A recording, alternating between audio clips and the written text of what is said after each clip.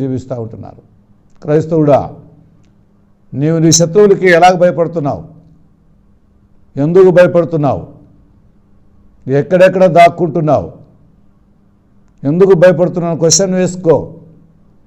క్రైస్తవులుగా మనము శత్రువైన సైతానికి భయపడాల్సిన పని లేదు.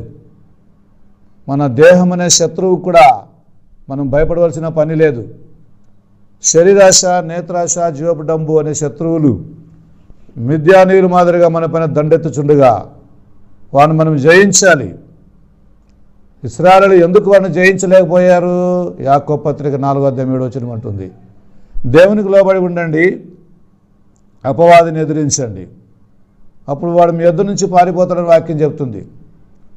క్రైస్తవుల్లో చాలామందికి ఇలాగ సైతాన్ని ఎదిరించేదానికి శక్తి ఎందుకు లేదంటే దేవునికి లోబడకపోవడమే కారణం.